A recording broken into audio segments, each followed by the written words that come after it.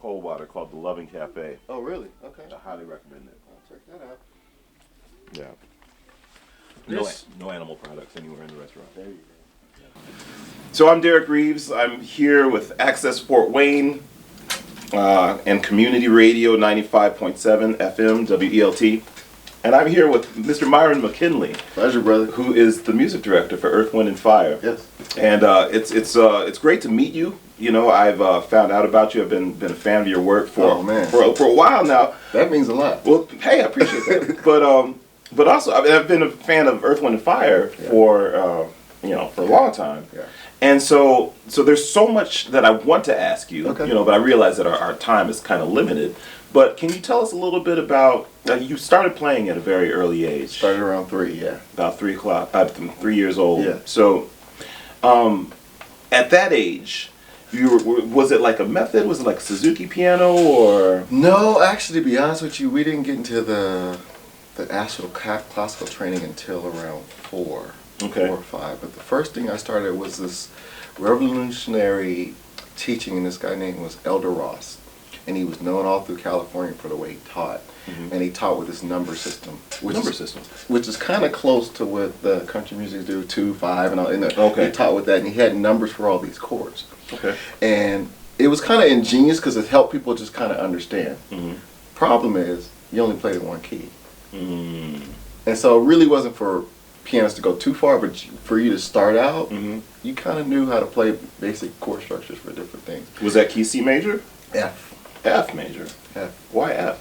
I have not. Well, it was church based too. Okay. So a lot of the church songs, kind of F or whatever they just felt mm-hmm. like that was the safest key for mm-hmm. people to do. Mm-hmm. And that's what I started with. And so we would have these numbers, and it would be 13 would be 1 and 1 and 5, and then you play this whole thing down, mm-hmm. and you would play these chords. Mm-hmm. The dilemma comes when you stay there long, everybody knows how you sound, because everybody, 1 was the same 1. Mm-hmm. Okay. You know what I mean? So they'd be like, you went to Elder Ross, huh? You'd be like, oh my God. You could just hear it. Mm-hmm. So yeah, but after I started with then, my mom found another teacher, Mrs. Tanya Higgins, I was telling you about, and that's when the classical really kicked in, and we started going with that. And so by the time I got to 5 or 6, I stopped taking Elder Ross and was just with them. Okay. Yeah. Okay, so did she have you doing like the hand-in exercises? She had all the hand-in exercises, all the scales, mm-hmm. and building that stuff up. Ear training, of course. Theory was a big thing because, I had an ear, so she would do things like she would actually play the song for me to see if I liked it. Okay. And then if I liked it, she would send it home with me with days of what I was supposed to learn. Mm-hmm. So one day my mom comes back, she goes, isn't he supposed to be practicing? Mm-hmm. And Miss Tanya goes, yeah, well, how is he playing these songs? She's like, he just remembered what you played, and he's playing it back. Wow. So she's like, okay, well, read this. And then because I never really focused on reading, I couldn't do it. Mm-hmm. So at 6, I was like, I don't know. So from that point on, she never played anything for me. After that, it was always like, here's your Monday, here's your Tuesday. And that's how the theory started to kick in, because at that time I was just relying on what I heard. Yeah. Okay. Yeah. Okay. But if she played a song for you and you didn't like it, mm-hmm. she wouldn't make you learn it? She would make me learn it. Wow. Yeah. Wow, that's an interesting approach. Yeah. She wanted the child, and it wasn't easy pieces. It was just like, does this resonate with you? Sure. Yeah, and I think that's a good way to teach kids, because mm-hmm. if they don't like it, mm-hmm. they're not going to be motivated. They're not going to be motivated to practice it, especially at that age. Mm-hmm. By the time you get to, 12, 13, 14, you understand that there's certain things you want to learn because it's going to bring something to your playing. Sure. That even if you might not like it, mm-hmm. it's going to bring something to your playing. Right. But when you're starting out, you want the person to engage with what they're playing and mm-hmm. feel it. Yeah. So were you into like the virtuoso Chopin, Mozart, Bach, all those of them? Okay. And she could tell immediately, oh, this is where this kid's head is. Mm-hmm. And I was like, oh, this is the best. And I don't know about something about it, maybe the Baroque period, all that whole thing. I just gravitated to those. Mm-hmm. I loved them. It's very soulful music. Yeah. Nobody's more soulful than Bach. Come on, man. That's come on, man. That's come on, man. And let's get emotional with Beethoven. If you seriously though, it's like all of them have their own personalities mm-hmm. that you can gravitate towards. Mm-hmm. Yeah. So at what point did you start to get into the sort of social communal aspect? I mean, did you do like chamber music? Did you play piano quartets or by extension, when did you start to get into jazz? When we went to the USC Port Annex, when we started taking lessons there, up until around 13 or 14, and I probably started there around 6. Up until 13 or 14, we were taking solo lessons with one teacher. Okay. And practicing the craft that way. The first time he took us to the band, he goes, "You guys need to start playing with somebody else." Right. You know, because that's a whole different learning aspect. Sure. You know, and so he takes us to. There's a famous club in LA at that time. It was called Marla's Memory Lane. It was Marla Gibb's club. Oh wow. Yeah, she owned the club. She's a avid jazz fan. You know, Oh, and it was her club. And so at that time, all the jazz cats went there. So they took us there. Me and another good friend of mine, Eric Reeves, musician, talented. He played with Wynton Marsalis, really talented pianist, amazing. They took us there. They say, "Okay, you guys are gonna play." And this is basically a jam session. Okay. But we don't know what a jam session is, right? So he takes us there. He goes, "We want you guys to play with this band." So I'm nervous. My mom's sitting on the side. I'm sitting there and got my little shirt on, and like so. The kid they called me up. "All right, young blood, what you want to play, young blood?" Let's play Night in Tunisia. He looked at me. Said, "Okay, all right, ready?" Drummer count out. Drummer counted off. I start playing the bass line. Bass player goes, "Hey man, I got it. I kept playing it. I'm looking at him like, "What you mean you got it?" I'm playing. The horns sitting over there, they start playing the melody. I start playing the melody with them. You know, and the horn players looking at me like, "Dude, I got it. I got it." And then the solo, I played my solo, and after I was done with my solo, I played the head again to end the song. So after I got off, they're all cracking up laughing. They're laughing, and I'm tearing up like, did I do something wrong? You know, I'm like, I messed up, and they had to come over and tell me, he's like, "No, you played everybody else's part." But, you know, that was the introduction into playing with other people to realize, okay, I don't have to play that. That person played that. Now, you know, had an introduction to comping now, you know, and how to learn how to take that space out. It was an eye opening, right? And I think the teacher did it on purpose to not tell me, just for me to see. Wow. But it was funny, man. That's fantastic. I'll never forget that. Wow, that's great. That's great. Thanks for sharing that. So, you enjoy a multifaceted career. So, fast forward a little bit. You went to USC, is that correct? And did you studied piano performance, but you also did film scoring. Did film scoring on the side with different students that were there to help out, because I had a love for that, and I ended up working with Stanley Clarke later on out of college doing that. All the fight scenes in Romeo's Must Die, I did that. The Soulful series, I did a lot with him. There was a cartoon we did called Static Shock. Okay. We did that. Wow. So yeah, Stanley was influential in helping me get a lot more into that career because he's, you know, of course he's done it tons of times, but he's amazing with it too. So I learned a lot with that. That's fantastic. That's fantastic. So you're in Fort Wayne because you are, as part of the Unity Performing Arts Foundation Professional Music Guest Series, you're the first guest artist that Unity's brought in. And for, I guess, those in the audience that don't know, the Voices of Unity is a world-renowned music youth choir. Gotcha. And Unity is a soulful performing arts foundation that is really changing the game in terms of how the arts are presented and taught, but also in terms of a training and disciplinary platform for children. And so Unity has brought you here to be the guest music director for the Summer Spectacular, a tribute to Disney, which is happening this Saturday at 7:30 at the Reinhardt Music School on the campus of PFW, I guess as it's now called. Yeah. It used to be IPFW, now it's PFW. Yeah. I'm still getting used to that, at 7:30. So tell us a little bit about that association. How did that come to be? I met him at the Earth, Wind & Fire concert in March. Okay, and him you mean Marshall White? Marshall White. Okay. I met Marshall White at the concert. And we just started talking, and he was telling me what he was doing. And I told him that I have a jazz trio. We had just went to Suriname as ambassadors to the United States to teach them and be mentors and master classes with them. And we just got so much out of it. And, you know, that's kind of how we got, you know, for me, like going to the USC Performing Annex, that's a part of me, somebody investing back. So I felt like we always got to do that with these kids. Absolutely. And so we found out we were like-minded. He's like, oh, would you love to come? I was like, man, I don't mind helping to teach the kids. And that's how the whole thing came about. Wow. When I got here and saw how the kids' structure and discipline and all that, it's a whole different thing. It's bigger than just the choir. Right. It's Absolutely. a lot bigger than just the choir. Absolutely. And I don't think people really realize what that is there, or what it's capable of becoming. But it's amazing what he's doing with the project. It's true. It's true. Fort Wayne is really blessed to have a person like Marshall White and a program like Unity here in this. It's a lot of potential for it to go beyond what it is. I couldn't agree more. Yeah. I couldn't agree more. So absolutely. Now, can you tell us a little bit about how the creative, like I said earlier, you do so many different things from performing, film scoring, being a music director, songwriting. Is the creative process fundamentally different in those things, or does it all for each thing? Does it come from the same place? You know what, brother? It's a different hat. It's just a different hat. I'm gonna tell you my day. What's today? Today is Thursday. Yes. I'm gonna tell you my day Tuesday. So we flew in Monday, and I got in. What's it? Monday, right? Monday, yeah. So Tuesday, we had to do the recording, or we had to meet the kids and do the master class. I did that, which is talking to them, and then you have to play. That night, I have a Korean friend of mine that sponsored our video and our trio. His name is David Choi. He needed me to play a solo on his artist in LA.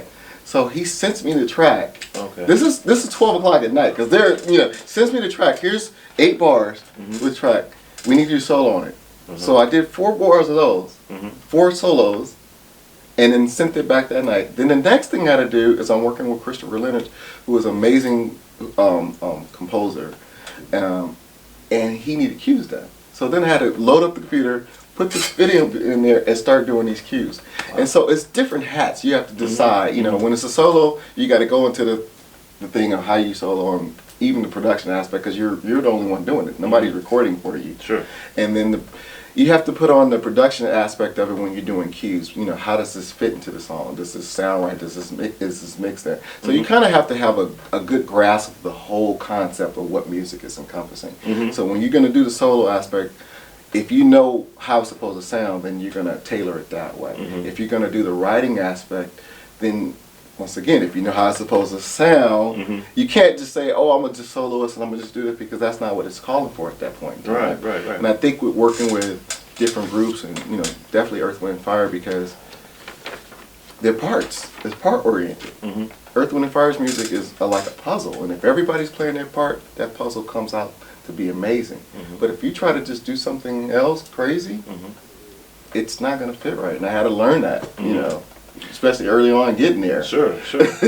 When did you start working with Earth, Wind, and Fire?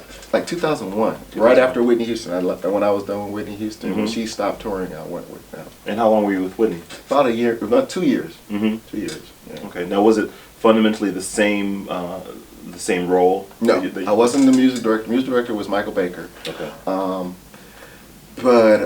And it's different working with one, a female, than 2, the only one artist. So it was different, and it was great, man. We had a great time. Great group of cats playing. Amazing band. Amazing background singers. I mean, everybody in that band is amazing. You know, top notch. But it was just the best part, I guess, of that show was just watching her being the classy person who she was and sing those songs effortlessly. Do things that musically, you know, you shouldn't be smiling while you're doing that. You know, you're doing something with your voice and then you're just laughing and I was just like, oh man, this is amazing. It was like I felt like I was in the presence of greatness a lot watching her do those things. Same thing with Earth, Wind sometimes too. Yeah, that's amazing. Yeah, that's amazing. So with Earth, Wind, and Fire, there's so many different moving parts, like a puzzle, as you say.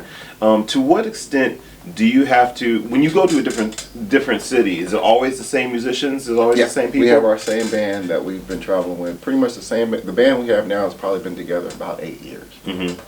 So it's been all the same components in that same band. Okay. So we all know each other pretty well, and they're all top-notch musicians too. Okay. So at this point, it's like a well-oiled machine. Yeah. Like you go to a new city, everybody knows their function. Yeah. You boom, boom, boom. Only thing we do is go in there and let's check the room. We'll play to hear how the room sounds. We'll play to make sure we hear each other really well. And then after that, we're done. The show's already pretty much set what we're gonna do, and that's what it's gonna be. Yeah.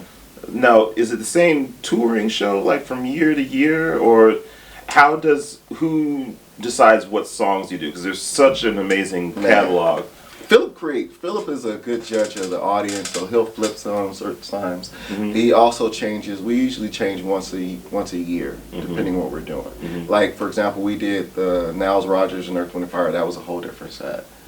That was a whole tour we just did. Now they did Vegas, which was a different set. You know, it's a combination of the same songs. It's just how they're arranged and how they're put in together. Okay. Because you know you got to play the songs. You got to play the songs that people want to hear. Absolutely. So you can't change the set too much. It's just where they're placed and how they interconnect with each other.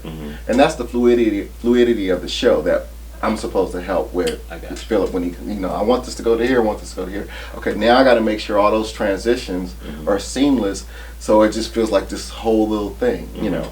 They work together, and that help. I have a mic that goes to everybody's ears, so everybody has in-ears in the show, in the band. So if something changes crazy, I could just touch the mic and be like, "We're going to such and such thing," and everybody knows. So it's not like the audience knows what's going on. The show just seems like, man, these guys are boom boom. But it's constantly somebody back there making sure that coal's getting in the so the engine keeps rolling. You know, that kind of stuff. How many encores do you typically do? They usually do one. Just one? The show's 90 minutes. Okay. So the show's 90 minutes by itself. So for them to come back and do more. But it's been a couple times with Philip, they got into it, they'll do 2 or 3. Like if the audience is on fire, I've seen him do 3. And that's when he just start calling them off. He'll be like, oh, gratitude. Wow. And he'll just, because if the audience is going, he'll just get in their zone and, you know, they'll get going for it. Wow. How many tour buses and semis does the Earth, Wind and Fire production usually involve? I think, to my knowledge, there's 4 tour buses, I think. And I think 4 trucks. 4 buses, 4 trucks? With all the gear. So, yeah. That's a serious production. Oh, no joke. And the crew, after they load the gear back up, the trucks leave to go to the next city. The crew follows the next city. Sometimes we might stay in that city and then leave the next morning. But yeah, Tony Bullock is our production manager, and Tony was Whitney's production manager too. Okay. So I mean, we work with guys that's been doing this for a while, and so everything. I mean, as many components as it is, it runs amazingly smooth. Yeah, that's great. So obviously you travel a lot, and your work schedule clearly does not stop when you travel. No. So what's your travel rig like? I mean, when you have to go back to your hotel room and do a bar solo or do cues, what do you travel with so that you can stay productive when you're on the road? Man, luckily technology has changed, because when I first started in 2001 with Earth, Wind and Fire, I built the whole case with MPC and all that. Hey, you don't need that stuff no more. And they didn't let me bring it on the bus. I brought it on one tour. They was like, Myron, this is too big. It was like literally like this whole thing. Nobody could put speakers in. I was like, but I gotta work. I got stuff to do. And then I need this now. I mean, I had it built, but nowadays, man, I have one laptop and one keyboard. Okay. And, that laptop has all my sounds in it. Wow. I have a guy named Joe Wolf. He's was our crew guy and one of our techs. He helped me set the whole thing up. Kenny was our tech now, helped me set the whole thing up. And I put all my sounds in there. I take one keyboard, which is a controller keyboard, no sounds in it. So it's probably about 46, whatever. It's like M-Audio? Yeah. Something like that. If I'm on a long tour, I'll bring my Casio, which is 88 and weighted, because I feel like I need to practice. But if it's something like when I came here, I brought a 46 just to make sure I had stuff to do if I had stuff to do. And that's it. Literally, and some headphones, and that's it. I can do pretty much everything. The whole studio's right there. That's amazing. Yeah, it's like where technology is right now. It's crazy. It is. Crazy. It really is. I was doing it last night. I was like, man, this is amazing that I could send these cues off to people that are in a whole different state, and they go, okay, I got it, I'm good. And the solos, okay, I got it, I'm good. And, it's just crazy nowadays. Wow. So are you a Pro Tools guy, a Logic guy? Logic. Logic guy? Logic. I started on Notator, which is the great grandfather of Logic. Okay. And I think Pro Tools and Logic, they're both kind of compatible. But the thing about it is, whatever works for you. You know, there's cats doing Ableton Live. There's all these different things that people are doing. I just kind of gravitated toward Logic because it was one of the first ones where the soft synths sounded realistic. So as a player, and you know, because most cats that start out with Pro Tools, they're really good at manipulating the tracks and the vocals, and they do a lot of stuff, and I have a lot more access to that. But if you're starting out as writing it, Logic helped me when it first started. Okay. It was helping me a little better. All right. Yeah. What about when you're playing acoustic piano? Do you Yamaha, Steinway, Bosendorfer? Do you have a preference? Or are you allowed to say you might be under contract with somebody? I don't know. No. Pianos have personality, so I can't really say I like this one all the way because I might not like the way that one sounds. Like there was an incident where I went to check out some pianos when I was buying one, and I went into the store, start playing. The owner runs out and goes, no, you gotta come in the back, come in the back. So he takes me in the back, and I start playing, and I see this Bosendorf piano. And in my mind, I usually don't get Bosendorfs because they're usually darker and they're more for classical music, you know. And I start playing it. The sound is incredible. The touch is incredible. It's bright. It's, you know, it's got a deep bottom. And it felt like it was effortless to play. When you know, usually piano you have to train your fingers to whatever that action is on every new piano or every new instrument you play, because it's not like for example violin, that's yours. You know what it's going to be every time you play it. We get on a different keyboard, that millisecond between when I hit the note and when it goes down changes on each instrument. Wow. You know what I'm saying? So when I started playing this piano, I was like, man, this is crazy. So after about 5 minutes I stopped myself and I go, whoa, I just stopped and said, dude, how much is this? I turned around, it's like 5 people behind me. It's the owner, you like 5 other staff members, and the owner goes, for you, 75 grand. I was like, this is gonna stay here. You know, but yeah, so that's what I say, it's different personalities for different ones. There's a company called Ravencroft that makes pianos that I really like theirs as well too, because he has an ear for musicians, so he kind of listens to what we want in certain things. You know, but his piano was, I think he quoted me 250 grand. Yeah, crazy pianos. Wow. You know, but luckily, like I said, a lot of things, if you don't have access to that, to have home or to have on the road, you know, you have to. They're making soft synths now. That's the new thing, where everybody has those sounds inside of a laptop as close as possible. Because who wants to have a $250,000 piano at the house if you're not at the house all the time using it to play? Right. You can bring the audience to your house. Yeah. Now in a hall, like you know, if in the hall where players are going to be there, that's great. You know, it makes a lot of sense. But you know, you have, for that kind of piano, there's a lot of upkeep. The house has to be air conditioned at a certain temperature, so that piano stays in tune a certain way. Else you're gonna constantly have to keep having it. There's a lot of work that goes in that wood and you know all that stuff. Right. So, tell us a little bit about your trio. My jazz trio is Stacy Lamont Sidnor on drums, Ian Martin on bass. We've been together since 2016, maybe 2017. But yeah, we like-minded musicians just kind of fell together off of some haphazard things and just been doing a lot of great things with it. It's been coming on really great, got a lot of great response and stuff. There's a lot of really, I've checked out some of the YouTube videos and it's clear that you guys really enjoy playing with each other. Right. There's a lot of communication that goes on. Yes. That's obviously unspoken. Right. Yeah. Now, when you have that level of camaraderie, that level of rapport with the people that you're playing with, do you need to rehearse as much? Oh yeah. It depends on the material too. Like the songs that we play, I say they fight back. So you're playing them, but if we haven't rehearsed, oh man, we're in pain because they're just intricate and they're cerebral, and there's a lot of stuff that once we know the structure, we have to kind of flow with it. But if you trying to concentrate on the structure, you're no longer flowing with that person no more because you're trying to remember where you're supposed to go. So yeah, we have to rehearse a lot. Do you write all the music for the trio? Not all of it, the majority. Yeah, or arrangements and stuff like that. Is it sort of a democratic process where if the drummer's like, hey, we should extend this section, or the bass? Yeah. Because the cast that I'm working with, they all have played with everybody. Like the drummer right now is subbing doing the Jacksons, but he's played with everybody, you know. The bass players played with David Foster. So I think what makes it work is because we all have played so much with different people. We're able to take that and bring it to this, which is why, you know, which is why it's not just one way. Okay. You know, if you hear a song, we might go from a classical piece to this in that one song, because we are able to bring all those different components that we work from different people and having to switch how we play to make it work. So that's what makes it fun. We're actually just flowing into those situations. Do you prefer to play electric or acoustic?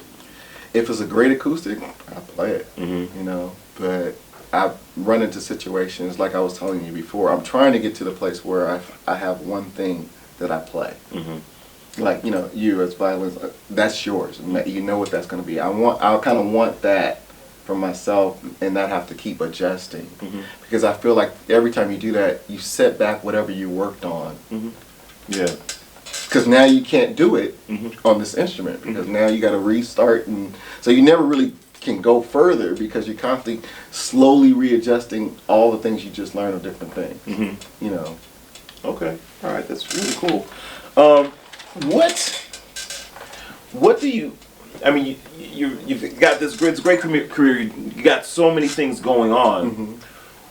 What do you want to do that you haven't done yet? I have a cartoon that I want to, that's dealing with music, that I want to finish developing. Okay. And that's coming out. I'm working on that, trying to get animators and stuff together with that. You know, my goal is definitely, of course, to, you know, do the solos and perform and do the shows and have my album and the trio's album and do more composition. But I want to make sure what we're doing points somebody else toward wanting to do music as well. Whatever that is. It points somebody else to go, oh man, I love how that felt. Who did that? Oh, I want to do that. You know, because I think the love of music in the United States needs to be reignited, Right. You know, to make them understand what, you know, because I hear a lot of kids, oh, I do beats. Okay, that's just beats? You don't write a song? Right. There's no melody? There's no, you know, you just do beats. So you're just selling people beats, and that's where it's kind of gravitated toward. And it's kind of dumbing down our education of what music is, and not taking anything away from that. But there's levels. Sure. You know, there's levels. It could be that, but if you only have access to one thing and you don't know anything else, what's happening is all the different countries are still studying music. So what's going to happen in a couple of years? We're going to be so far behind. It's a whole different thing. It's a whole different generation of kids that are hungry, that are studying and practicing. And then when it comes to playing, because if you don't play it, you're not going to create anything new. Right. You're just going to keep recreating the same thing. And so anything that's new is going to come from a different place. Wow. That's deep. So how does education, what role does education play in that process?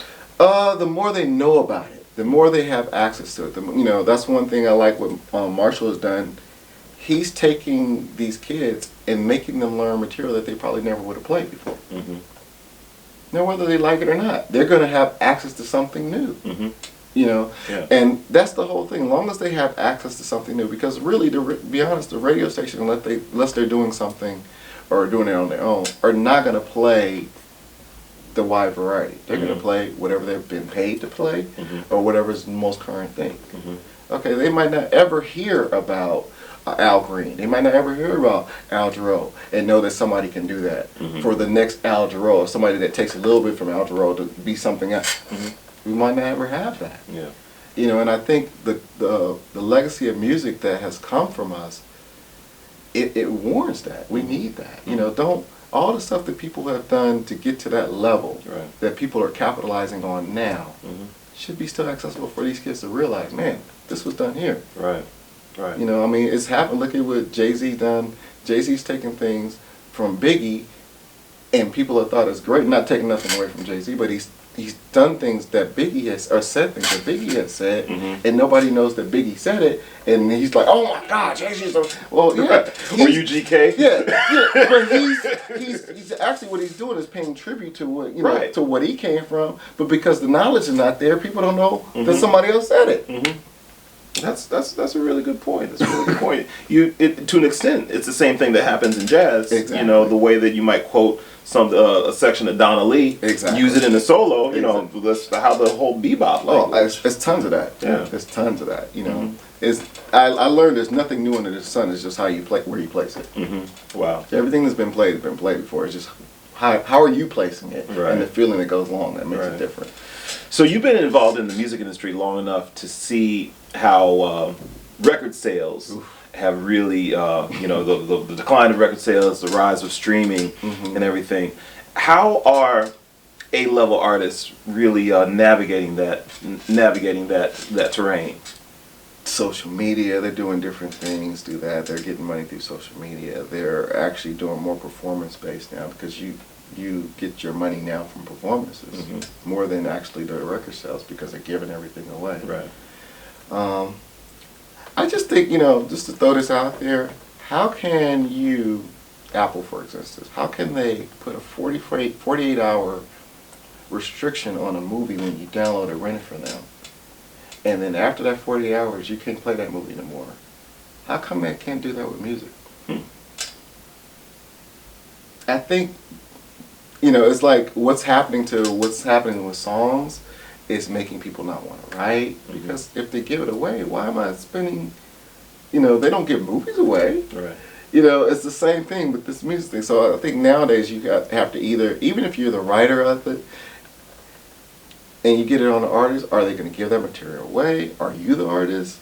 You know, are you going to put it in film? Or, you know, you got to have to find a way to make it be something different than what it is. It's a different world now when it comes to that. I think, you know, it's performance based. It's back to performance based. Yeah.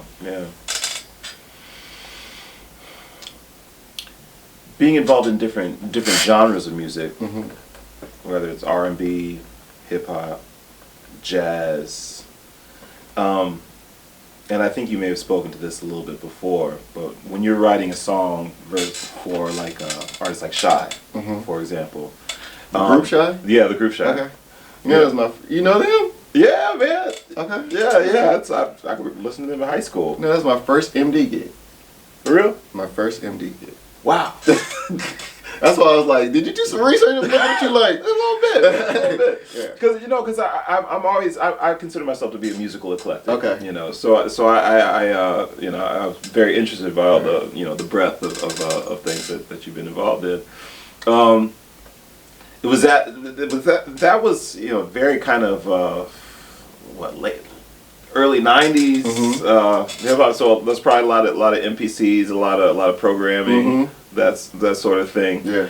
Can you speak to a little bit about how your knowledge of the fundamentals of you know, harmony and chords and structure helped you navigate a terrain that had, for a lot of producers, is very sort of intuitive and just kind of more about feeling and. I think the feeling is really the most important. I mean, depending on what you're doing. To answer that, I would say, like, me knowing what worked and what was supposed to be, you know, musically correct. I had to learn how to not let that be the guide. Because there's a lot of things that you can musically say is correct, but still feels different when you play it. So if I would say that, I had to learn that everything is kind of like what Bruce said. Take everything you learn how to do it, then forget. You know, it's the same thing with the music. Learn what it's supposed to be, but then at the end of the day, how does it feel? You know, there's James Brown songs where one player is playing this and one player is playing that, and you'd be like, that's rubbing, but when you hear it all together, everybody dancing. You know, and that's what the most important thing I think with music is. It's not so much to be the person that, oh, see, everything is writing. No.